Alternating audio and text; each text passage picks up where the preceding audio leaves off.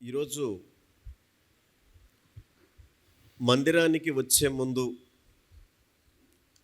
ఏ shirt వేసుకోవాలి, ఏ dress వేసుకోవాలి, ఏ చీర కట్టుకోవాలి అని ఎవరైనా దేవుణ్ణి అడిగి డ్రెస్ చేసుకుని వచ్చారా?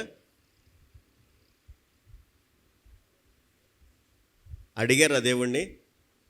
నాకు తెలిసి 99% మంది ప్రజలు ఈ విషయంలో ప్రభుని అడగరు. 1% అడగొచ్చు. ఎవరైనా అడుగుంటే దేవునికి స్తోత్రం, హల్లెలూయా. ఎందుకనంటే ఎవరికి వారి యొక్క ఆలోచనను బట్టి కామన్ సెన్స్ అనేది కొంచెం వాడుకొని, నేను వెళ్ళేది షికారుకి కాదు దేవుని సన్నిధికి అనేటటువంటి వివేచన కలిగి, జాగ్రత్త కలిగి డ్రెస్ చేసుకొని వస్తారు. దేవునికి స్తోత్రం కలుగునుగాక, ఆమేన్. అట్లాగే హైదరాబాద్ వెళ్ళాలి అంటే బస్ ఎక్కి వెళ్ళాలా, రైలు ఎక్కి వెళ్ళాలా అనేది కూడా వారి యొక్క కంఫర్టబిలిటీని బట్టి ప్లాన్ చేస్తారు. కానీ దేవుణ్ణి అయితే ప్రార్థన చేసి, ప్రభువా నేను ఇప్పుడు బస్ ఎక్కి వెళ్ళాలా, రైలు ఎక్కి వెళ్ళాలా అని ప్రార్థన చేయరు. ఇది చాలా సహజంగా మనందరి జీవితాల్లో జరుగుతున్నటువంటి సందర్భం. అయితే వాక్యమై ఉన్న దేవుడు ఏమి చెప్తూ ఉన్నారంటే, మన యొక్క హృదయ ఆలోచనలు అనేవి అవి మనుష్యుని వశమై ఉన్నవి. అవి వారి ఇష్టాన్ని బట్టి, వారి ఆలోచనను బట్టి, వారి కంఫర్టబిలిటీని బట్టి వారు ప్లాన్ చేసుకుంటున్నారు. అయితే చక్కని ప్రత్యుత్తరం ఇవ్వడం అనేది అది దేవుని వశమై ఉన్నది అని వాక్యం తెలియజేస్తుంది. దేవునికి స్తోత్రం కలుగునుగాక. అంటే ఇక్కడ మనం ఆలోచించాల్సింది ఏంటంటే, ప్రతి చిన్న విషయంలో కూడా ప్రభువుని అడిగితే చక్కని ప్రత్యుత్తరం ఆయన ఇస్తాడు అని. ఆమేన్. మనకు అనిపించవచ్చు, ఈ చిన్న విషయానికి కూడా నేను దేవుణ్ణి అడగాల, ఇక్కడ నుంచి జస్ట్ ఈ రోడ్డు చివరి దాకా వెళ్ళేదానికి కూడా నేను ప్రార్థన చేసుకుని మరి బండి స్టార్ట్ చేయాలా అని మనకు అనిపించవచ్చు. ప్రార్థన చేసుకుని నువ్వు బండి ఎక్కితే నీకు సంభవించబో పెద్ద ప్రమాదం దేవుడు తొలగిస్తాడు. ఆమేన్, హల్లెలూయా. ఈ సత్యాన్ని ప్రతి ఒక్కరు కూడా గుర్తించాలి. ఎందుకనంటే మరుక్షణం ఏమి జరగబోతుందో మనకెవ్వరికి కూడా తెలియదు. ఆయనైతే రేపటిని కూడా ఈరోజే చూసిన దేవుడు ఆయన. దేవునికి స్తోత్రం కలుగునుగాక. అంటే మనకు క్షణం తర్వాత జరిగే ఏ విషయము మనకు తెలియదు, ఆయనకైతే మన జీవితంలో జరగబోవు ప్రతి విషయము కూడా ఆయనకి తెలుసు, వాటిని తప్పించగలడు. ఆమేన్. ప్రార్థన ఇంతటి గొప్ప ఆశ్చర్యమైనటువంటి కార్యాలు చేస్తుంది.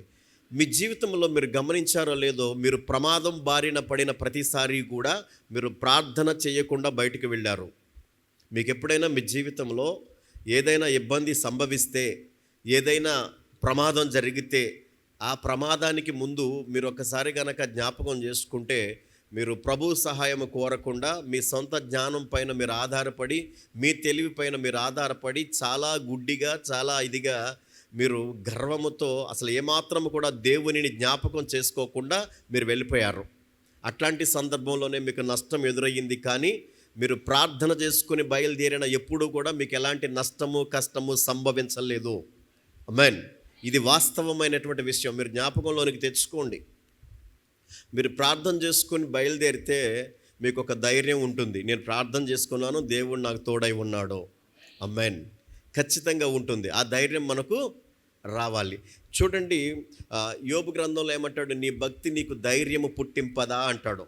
నిజంగా మనం భక్తి కలిగినటువంటి వారమైతే ఏం చేస్తామంటే ప్రార్థన చేసుకుని అడుగు బయట పెడతాం. ఆమేన్, హల్లెలూయా. నిజంగా కొన్ని సందర్భాల్లో మన యొక్క ప్రవర్తన ఎదుటి వారికి విసుగు పుట్టిస్తుంది. ఎలాగా? వీడేంటండి నుంచుంటే ప్రార్థన చేస్తున్నాడు, కూర్చుంటే ప్రార్థన చేస్తున్నాడు, కాళ్ళు కదిపితే ప్రార్థన చేస్తున్నాడు. ఇట్లా చాలా రకరకాలుగా కొంతమందికి మీరు చేసేటటువంటి ప్రార్థన అతి భక్తిలాగా మీరు ఓవర్ చేస్తున్నట్టుగా అనిపిస్తుంది. మనం ఎందుని బట్టి ప్రార్థిస్తున్నాం? దేవునిని బట్టి ప్రార్థిస్తున్నాం. ఎవరేమనుకుంటే మనకేంటి? మనం చేసే ప్రార్థన మనము చెయ్యాలి. హల్లెలూయా. దేవునికి మహిమ కలుగునుగాక. ఆమెన్. ప్రతి విషయంలో కూడా మనము దేవునిని అడిగి అడుగు బయట పెట్టే వారంగా ఉండాలి. ప్రతి విషయంలో కూడా, అది ఏదైనా సరే, తినే విషయమైనా త్రాగే విషయమైనా. మీరు ఎవరైనా ఏదైనా మీ చేతికిస్తే ఎంతమంది చిన్న ప్రార్థన చేసుకుని తాగుతారు? ఇక్కడ ఉన్న వారిలో కొంతమంది చిన్న ప్రార్థన చేసుకుని తాగుతారు, కొంతమంది అయితే గుటుక్కుని తాగేసిన తర్వాత పొట్టకు ప్రార్థన చేసుకుంటారు. హల్లెలూయా. ఏమండి, ఉన్నారు కదా అలాంటి వాళ్ళు కూడా. ప్రభా మర్చిపోయి తాగేసానయ్యా, ఈ పొట్టలో ఉన్నదాన్ని పరిశుద్ధపరచు, దీనివల్ల ఏ తేడా రాకుండా మీరే సహాయం చేయాలి ప్రభా అని చెప్పి తాగేసిన తర్వాత పొట్టకు ప్రార్థన చేసుకునే వాళ్ళు కూడా చాలామంది తెలుసు నాకు. దేవునికి స్తోత్రం కలుగునుగాక. అంటే వారికి ఆత్రం ఎక్కువ అన్నమాట. అందుకని మనకు ఆత్రం కొంచెం తక్కువగా ఉండి దేవునికి స్తోత్రం చెప్పిన తర్వాత మనం వాటిని తీసుకుని వారంగా ఉండాలి. దేవునికి మహిమ కలుగునుగాక. హల్లెలూయా.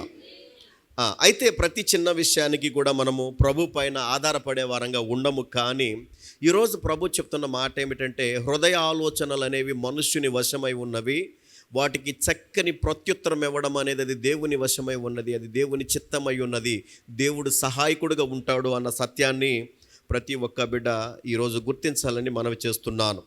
హృదయ ఆలోచనలు అనేవి మన సొంతము, మన ఇష్టము. మనం తినాలనుకున్నది తింటాము, తినకూడదనుకున్న దానిని మానేస్తాము. మనం కట్టుకోవాలనుకున్న బట్టలు కట్టుకుంటాము, వద్దనుకున్న వాటిని మానేస్తాము. ఇదంతా కూడా పూర్తిగా మన ఇష్టము, మన చిత్తము. అంతేగాని అది దేవుని యొక్క ఆలోచనను బట్టి కాదు.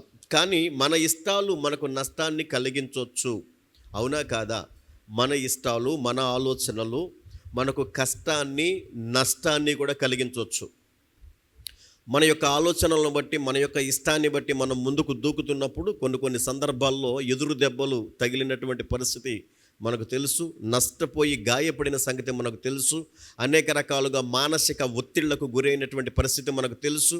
అనేక రకాల కష్టాలు, నష్టాలు అన్నీ కూడా మన యొక్క సొంత ఆలోచనలను బట్టి మాత్రమే జరిగినాయి. ఈ విషయాలలో మన సొంత ఆలోచనను బట్టి కాకుండా దేవుని యొక్క చిత్తాన్ని అడిగి మనం ముందుకు సాగగలిగితే ఖచ్చితంగా దేవుడు సహాయం చేస్తాడు. ఆమేన్. హల్లెలూయా. చూడండి, సామెతల గ్రంథము 16వ అధ్యాయము 1వ వచనము నుండి మనం కొన్ని విషయాలను చూసినట్లయితే చాలా చక్కగా మనకు తెలియపరుస్తూ ఉంది ఈ సామెతల గ్రంథము. హృదయాలోచనలు మనుష్యుని వశము, చక్కని ప్రత్యుత్తరం ఇచ్చుటకు యెహోవా వలన కలుగును. ఒకని నడతలన్నీ వాని దృష్టికి నిర్దోషములుగా కనబడును. చూడండి, ఒకని నడతలన్నీ వాని దృష్టికి నిర్దోషములుగా కనబడును అంటున్నాడు. అంటే ఒకని నడత, ఒకని యొక్క ప్రవర్తన విధానం, ఇదంతా కూడా వారి దృష్టికి ఎలా ఉంటుందంట? అసలు ఏమాత్రం తప్పుగా అనిపించదు.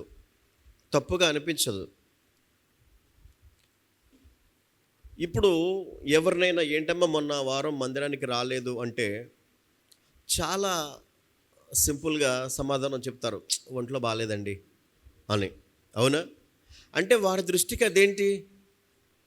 నా ఒంట్లో బాగోకపోతే నేను ఎలా మందిరానికి వెళ్తాను? ఊరికినే మానేశానా? నేనేమన్నా ఒంట్లో బాగోలేదు కనుక మానేశాను, ఒంట్లో బాగుంటే వచ్చేదాన్ని కాదా అని వారిని వారు సమర్థించుకుంటారే కానీ వారి దృష్టికి అది ఏమాత్రము తప్పుగా అనిపించదు, కనిపించదు. ఈ విషయాన్ని మనము గమనించాలి. చూడండి, మనము మందిరానికి మానేటప్పుడు ఒక విషయం ఆలోచించాలి. నేను మందిరానికి మానడము దేవుని చిత్తమా అని క్వశ్చన్ చేసుకోవాలి. దేవుని చిత్తమా అండి అది? ఎంత మాత్రం కాదు. మనము సమాజముగా కూడుకొనుట ఎన్నడూ మానకూడదు అని పరిశుద్ధ బైబిల్ గ్రంథంలో దేవుడు మనందరి కొరకు వ్రాసి పెట్టారు. మనమందరము కూడా ఖచ్చితముగా సమాజముగా కూడుకోవాలి. ఆమేన్. సమాజముగా కూడుకున్నప్పుడు మాత్రమే మనము మన్నించబడతాము. ఆమేన్. మొన్న ఉదయకాలపు ప్రార్థనలో ఒక వాక్యము నేను తెలియపరిచాను. ఏమనంటే, సమాజముగా కూడుకోకపోతే ఏమవుతుంది అనే విషయంలో ఒక ఉదాహరణ చెప్పాను. మరి మీకు ఎంత మాత్రం గుర్తుందో మిమ్మల్ని అడుగుతాను, ఎవరైనా చెప్తారా ఉదాహరణ? మీకు ఎవరికైనా గుర్తుంటే. సమాజముగా కూడుకోకపోతే ఏమవుతుంది అన్న విషయాన్ని నేను చెప్పాను. అదే వాక్య భాగంలో ఒక మాట కూడా అన్నాను. ఏమనంటే, నేను ప్రార్థన చేసుకుంటానండి ఇంటి దగ్గరే, నేనేమైనా ఖాళీగా ఉంటాను అనుకుంటున్నారా? నేను ప్రార్థన చేసుకుంటాను అని సమాధానం చెప్పినా సరే, మీరు సమాజముగా కూడుకొనకపోతే ఏమవుతుంది, మీరు ఎంతటి భక్తిపరులైనా దేవుని సన్నిధికి రాకపోతే ఏమవుతుంది అన్న విషయాన్ని గురించి నేను చిన్న ఉదాహరణ చెప్పాను. ఒకసారి జ్ఞాపకం చేసుకోండి. లేవండి, చూడండి, మనమందరము కూడా మండుచున్న కట్టెల లాంటి వారము. ఎలాంటి వారం అండి? మండుచున్న కట్టెల లాంటి వారము. మీరు మండుచున్న ఒక కట్టెను తీసి ఆ మంటలో నుండి తీసి బయట పెట్టండి, ఏం జరుగుద్ది? ఆరిపోతుంది. ఖచ్చితంగా ఆరిపోద్దా? ఖచ్చితంగా ఆరిపోద్ది. ఇదే కట్టెను మరలా మండుచున్న కట్టెల మధ్యలో పెడితే మరలా అంటుకుంటుంది, మరలా రగులుకుంటుంది. చూడండి ప్రియ దేవుని బిడ్డలారా, ఒక గొప్ప దైవజనుడు, మనమందరము మండుచున్న కట్టెల వంటి వారము, మనము సమాజముగా కూడుకొనకపోతే మనము ఖచ్చితముగా ఆత్మలో ఆరిపోయిన వారమవుతాము అని చెప్పాడు ఆయన. దేవునికి స్తోత్రము కలుగునుగాక. హల్లెలూయా. మనము రెగ్యులర్గా మందిరానికి వచ్చు వారము, రెగ్యులర్గా మందిరములో మరి సమాజముగా కూడుకుని వారం అయితే మన ఆత్మ రగిలించబడుతుంది, మంట పెట్టబడుతుంది. హల్లెలూయా. మన ఆత్మను ఖచ్చితముగా మనకు మనమే రగిలించుకుని వారముగా ఉండాలే కానీ ఎవరన్నా వచ్చి మన ఆత్మను రగిలిద్దామని ఎవరు కూడా ప్రయాసపడరు. ఈ సత్యాన్ని ప్రతి ఒక్కరు కూడా గుర్తెరిగినటువంటి వారై మీ ఆత్మను మీరే రగిలించుకోవాలని నేను మనవి చేస్తున్నాను. ఆమేన్. హల్లెలూయా.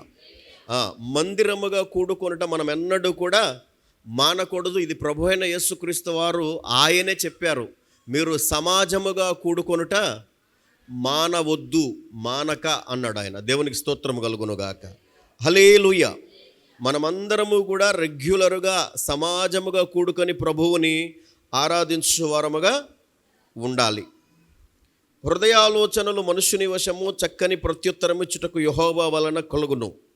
చూడండి, హామాను తన హృదయంలో కలిగినటువంటి ఆలోచనను బట్టి ఏం చేశాడు హామాను? ఏమండి, హామాను ఏం తయారు చేయించాడు? ఉరికొయ్యను చేస్తాడు. ఉరికొయ్య పొడవెంతండి? 50 మూరలు. Very good. 50 మూరల ఉరికొయ్యను చేశాడు. దేనికోసం చేశాడు? మొర్దెకైని ఉరి తీయించుదామని చెప్పి తన ఇంటి దగ్గర చక్కగా ఒక 50 మూరల ఉరికొయ్యను చేయించాడు. చూడండి, అది అతని యొక్క హృదయ ఆలోచన. ఏమంటారు? తన హృదయంలో ఆలోచన కలిగిన ఆలోచనను బట్టి ఈ యూదులందరినీ కూడా నేను నాశనం చేసేస్తాను, ఈ యూదుడైనటువంటి ఈ మొర్దెకైని నేను నా ఇంటి దగ్గర తయారు చేయించిన 50 మూరల ఉరికొయ్య మీద నేను ఉరి తీస్తాను అనుకున్నాడు. ఇది హృదయ ఆలోచనను బట్టి. కానీ దేవుని చిత్తం ఏమయ్యింది? దేవుని చిత్తము ఎవరి కోసమైతే 50 మూరల ఉరికొయ్యను తయారు చేయించాడో అదే ఉరికొయ్య మీద హామానుని దేవుడు ఉరి తీయించాడు. చూడండి, మనుష్యుని యొక్క ఆలోచనలు ఎలా ఉంటాయో, దేవుని యొక్క ఆలోచనలు ఎలా ఉంటాయో మనకి ఇక్కడ అర్థమవుతుంది. అందుకని మనము దేవుని పైన ఆధారపడు వారముగా ఉండి దేవునిని ప్రార్థించి దేవునిని అడిగి ముందుకు సాగు వారమైతే ఖచ్చితంగా దేవుని ద్వారా మనం మేలులను అనుభవిస్తాము. ఆమేన్. లేదంటే హామాను మాదిరిగా నష్టపోతాము. గెహాజీ కూడా తన హృదయ ఆలోచనను బట్టి చేశాడు. ఏం చేశాడు గెహాజీ? దైవజనుడు వద్దని తిప్పి పంపించేస్తున్నటువంటి బహుమతుల కోసము ఆశపడ్డాడు, పరుగు పెట్టాడు, వాటిని తెచ్చుకున్నాడు, దాచిపెట్టుకున్నాడు. ఏమనుకున్నాడంటే, ఇది నా దైవజనుడికి అవసరం లేదు కానీ నాకైతే అవసరం, అది ఆయనకు అక్కర్లేదేమో, నేను తెచ్చి దాచుకుంటాను, నేను ఉపయోగించుకుంటానని చెప్పి తెచ్చి దాచిపెట్టుకున్నాడు, లోపల దాచుకున్నాడు. తద్వారా ఏం పొందుకున్నాడు? కుష్టు వ్యాధిని పొందుకున్నాడు. ప్రియ దేవుని బిడ్డలారా, హృదయ ఆలోచనలు, మన ఆలోచనను బట్టి మనము నాకు అది కావాలి ఇది కావాలి అని మీరు పరుగులు పెడుతున్నారేమో, కానీ అది దేవుని చిత్తం కాకపోతే అది మనకు కష్టాన్ని నష్టాన్ని తెచ్చిపెడుతుంది. ఈ సత్యాన్ని ప్రతి ఒక్కరూ కూడా గుర్తించాలని మనవి చేస్తున్నాను. దావీదు ఎంతటి గొప్పవాడో మనందరికీ తెలుసు. సౌలు 1000 కొలదిగాను, దావీదు 10,000 కొలదిగాను. నేను ఒక మాట చెప్పి కొంచెం గ్యాప్ ఇస్తున్నానంటే అర్థం ఏంటంటే ఆ ఖాళీని మీరు పూరించమని అర్థం. అది ఎందుకని నేను ఆపుతున్నాను, ఒక వర్డ్ ఒక సెంటెన్స్ చెప్పేసి ఇంకో సెంటెన్స్ నేను ఎందుకు గ్యాప్ తీసుకుంటున్నానంటే అది మీరు పూర్తి చేయాలి. మీరు ఎందుకంటే మీరు ఆలోచించాలి, వాక్యంలో వ్రాయబడిన విషయం ఏంటి, వాక్యం తర్వాతి మాట ఏమొస్తుంది అనేది మీకు తెలియాలి. మీరు ఆలోచించాలి దాని గురించి. దేవునికి స్తోత్రం కలుగును గాక. ఇది చాలా మనం ఎన్నోసార్లు వినినటువంటి విషయం కదా. సౌలు 1000 కొలదిగాను, దావీదు 10,000 కొలదిగాను అంటూ ఇశ్రాయేలు ప్రజలు దావీదును పొగడిన సంగతి మనకు తెలుసు. దావీదు ఎంతో గొప్ప మరి యుద్ధ శూరుడు, నైపుణ్యం కలిగినటువంటి వ్యక్తి. అంతటి గనుడు కూడా మరి ఒక జనాంగము మీదకి యుద్ధానికి వెళ్ళేటప్పుడు ప్రభుని అడిగాడా లేదా? ప్రభువా, నన్ను వెళ్ళమంటావా, వద్దంటావా? నేను వెళితే వారు నాకు దొరుకుతారా, దొరకరా అని చెప్పి ప్రతి విషయాన్ని కూడా ప్రభువుని అడిగి పొందుకున్నాడు. అడిగి ముందుకు సాగాడు. ఒకే ఒక్క విషయంలో అడగకుండా దూకేశాడు. ఏంటది అమ్మా చెప్పండి? ఎవరి విషయంలో దూకేశాడు అడగకుండా? బత్షెబ విషయంలో దూకేశాడు. అడిగితే దేవుడు ఏం చెప్పేవాడు? వద్దని చెప్పేవాడు. దేవుణ్ణి అడిగితే దేవుడు వద్దని చెప్తాడని దావీదుకు తెలుసు కదా. దేవుణ్ణి అడిగితే దేవుడు వద్దని చెప్తాడని తెలుసు. అందుకని ఏం చేశాడు? దేవుణ్ణి అడగల. మీరు కూడా కొన్ని విషయాల్లో దేవుణ్ణి అడగరు, ఎందుకంటే మీకు తెలుసు ఖచ్చితంగా ఇది ఇప్పుడు ఈ విషయం దేవుణ్ణి అడిగితే దేవుడు వద్దంటాడు. దేవుడు వద్దంటాడు కనుక నేను ఈ విషయాన్ని దేవుణ్ణి అడగను అని చెప్పి కొన్ని విషయాలని మీరు దేవుణ్ణి అడగకుండా మీరు ముందుకు దూకేస్తున్నారు.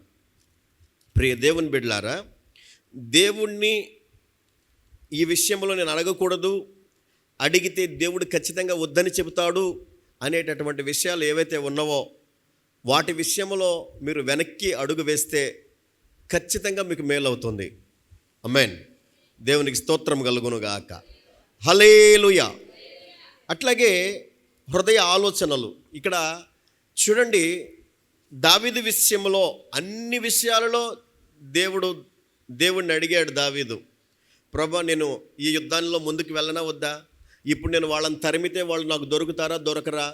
ఇట్లా ప్రతి చిన్న విషయాన్ని కూడా దేవుని సహాయముతో దేవుణ్ణి అడిగి ముందుకు సాగాడు. కానీ ఒక్క బత్షెబతో పాపం చేసేటటువంటి విషయంలో మాత్రము దేవుణ్ణి అడగలేదు. అడిగితే దేవుడు వద్దంటాడని తెలుసు, అందుకని అడగకుండా ముందుకు వెళ్ళాడు. తద్వారా చాలా భయంకరమైనటువంటి శాపాన్ని కొని తెచ్చుకున్నాడు. చాలా కష్టాల పాలయ్యాడు, నష్టాల పాలయ్యాడు, కన్న కొడుకుల చేతే తరమబడ్డాడు. ఇంతటి భయంకరమైనటువంటి దుస్థితి దావీదునకు ఎందుకు సంభవించింది అంటే ఒక్క విషయంలో దేవుణ్ణి అడగకుండా దేవుడు వద్దంటాడని తెలిసి కూడా దేవుడు వద్దని చెబుతాడని తెలిసి తన హృదయ ఆలోచనను నెరవేర్చుకున్నాడు. తద్వారా కష్టాల పాలయ్యాడు, నష్టాల పాలయ్యాడు.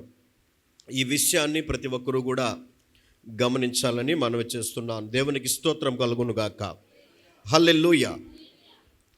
అట్లాగే ఒకానొక సమయంలో యెహోషాపాతు రాజు మీదికి మోయాబీయులు, అమ్మోనీయులు, మోయోనీయులు ఇంకా ఇంత మాత్రం చాలదన్నట్టు పిడుగుపడ్డ వార్త ఇంకొకటి. చూడండి ఆ సందర్భం ఒకసారి. దినవృత్తాంతముల గ్రంథము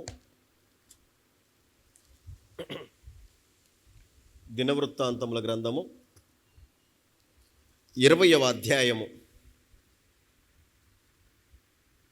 దినవృత్తాంతముల గ్రంథము 20వ అధ్యాయము మొదటి వచనము నుండి మనం చూసినట్లయితే ఇక్కడ యెహోషాపాతు జీవితంలో జరిగినటువంటి ఈ సందర్భం ఏమిటి, సమస్య ఎదురైనప్పుడు యెహోషాపాతు ఏమి చేశాడు, ఏ విధమైనటువంటి పరిష్కారము యెహోషాపాతుకి అనుగ్రహించబడింది అనేటటువంటి ఈ సందర్భాన్ని మనం చూద్దాం. ఇది అయిన తరువాత మోయాబీయులను, అమ్మోనీయులను, మెయోనీయులను కొందరును దండెత్తి యెహోషాపాతు మీదికి వచ్చిరి. అంతలో కొందరు వచ్చి సముద్రము ఆవల నుండు సిరియనుల తట్టు నుండి గొప్ప సైన్యం ఒకటి నీ మీదికి వచ్చుచున్నది, చిత్తగించుము. వారు హససోన్ తామారు అను ఎన్గేదీలో ఉన్నారని యెహోషాపాతునకు తెలియజేసిరి. చూడండి ప్రియ దేవుని బిడ్డలారా, ఇక్కడ మనము గమనించినట్లయితే యెహోషాపాతు జీవితంలో జరిగినటువంటి ఒక సందర్భం ఇది. మన జీవితంలో కూడా నిత్యము జరుగుతున్నటువంటి పోరాటం ఇది. ఈ యెహోషాపాతు జీవితంలో యెహోషాపాతు ఎవరయ్యా అంటే యూదా సామ్రాజ్యానికి రాజు. ఈ రాజుగారి జీవితంలో ఒక్కసారిగా 3 రాజ్యాల నుండి సైన్యము దండెత్తింది. ఎవరు వారు? మోయాబీయులు, అమ్మోనీయులు, మెయోనీయులు. వీరు ఒక్కసారిగా దాడి చేశారు. వీరు దండెత్తి వస్తున్నారు అన్న విషయము యెహోషాపాతుకి తెలియవచ్చింది. ఇది చాలదన్నట్టు పిడుగులాంటి వార్త ఇంకొకటి ఏమిటంటే, వారు సముద్రము ఆవలి నుండి సిరియనుల తట్టు నుండి కూడా కొందరు సైన్యం ఒకటి నీ మీదికి వచ్చుచున్నది, చిత్తగించు. చూడండి, చిత్తగించడానికి ఇదేమైనా మంచి వార్త? అయా, సముద్రం ఆవలి నుండి సిరియనుల తట్టు కూడా వచ్చేశారు. వారు పలానా చోట హససోన్ తామారు అనేటి ప్రాంతంలో ఎన్గేదీలో పొంచి ఉన్నారు. వారు నీ మీద ఎనీ టైం దాడి చేయడానికి వారు పొంచి ఉన్నారు అన్నటువంటి పిడుగు లాంటి వార్త యెహోషాపాతుకు తెలియజేశారు. చూడండి, ఒక్కడు ఒక 4 రాజ్యాల ప్రజలు 4 ప్రాంతాల నుండి అతని మీదకి దాడి చేయబోతున్నారు. ఇట్లాంటి సమయంలో యెహోషాపాతు ఏం చేశాడు చూడండి. యెహోషాపాతు ఆ సమయంలో ఏమి చేశాడు అన్న విషయాన్ని మనం ఇక్కడ గమనించుదాం. అందుకు యెహోషాపాతు భయపడి యెహోవా యొద్ద విచారించుటకు మనస్సు నిలుపుకొని యూదా ఎంతటా ఉపవాస దినము ఆచరించవలెనని చాటింపగా. చూడండి, ఇట్లాంటి ఒక భయంకరమైనటువంటి పరిస్థితి ఎదురైంది. ఒక భయంకరమైనటువంటి సమస్య ఎదురైంది యెహోషాపాతు రాజునకు.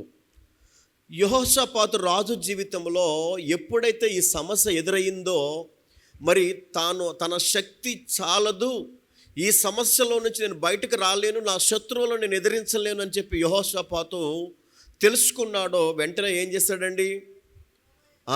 యెహోవా యొద్ద విచారణ చేయటానికి మనస్సు నిలుపుకొని అతడు ఏం చేశాడంటే, ఆ ప్రాంతం అంతటా, తన రాజ్యం అంతటా పిల్లలను, స్త్రీలను, మొత్తం జనులందరినీ కూడా ఉపవాసం ఉండండి, మీరంతా ఉపవాస ప్రార్థన చేద్దాం మనమందరము, మీరంతా ఉపవాసం ఉండి పలానా చోటికి రండి అని చెప్పి వారందరినీ ఉపవాసం ఉండమని చాటింపేశాడు. దేవునికి స్తోత్రం కలుగునుగాక. చూడండి ప్రియ దేవుని బిడ్డలారా, అనుకోని కష్టము మన జీవితంలో వచ్చి పడినప్పుడు, మీరు అనుకోలేదు, ఆ కష్టాన్ని మీరు ఎదిరించలేకపోతున్నారు, మీ బలం చాలట్లేదు, మీ శక్తి చాలట్లేదు, ఆ సమస్యలోంచి మీరు బయటికి రాలేకపోతున్నారు, ఆ సమస్య మిమ్మల్ని కృంగదీసేస్తూ ఉంది, ఆ సమస్యను బట్టి మీరు నలిగిపోతూ ఉన్నారు, కన్నీటితో ఎంతగానో చింతిస్తూ ఉన్నారు. ఇట్లాంటి పరిస్థితుల్లో యెహోషాపాతు ఎలాంటి నిర్ణయం అయితే తీసుకున్నాడో అదే రీతిలో మనం కూడా ఉపవాసం ఉండి దైవజనులను మన ఇంటికి పిలుచుకొని వారు కూడా మన కోసం ఉపవాసం ఉండమని చెప్పి ఆ సమస్య నిమిత్తమై మన ఇంట్లో ఉపవాస ప్రార్థన పెట్టుకుంటే ఖచ్చితంగా యెహోషాపాతుకు విజయాన్ని ఇచ్చిన దేవుడు మన సమస్యలో నుండి కూడా తప్పక విజయాన్ని ఇస్తాడు. ఆమేన్.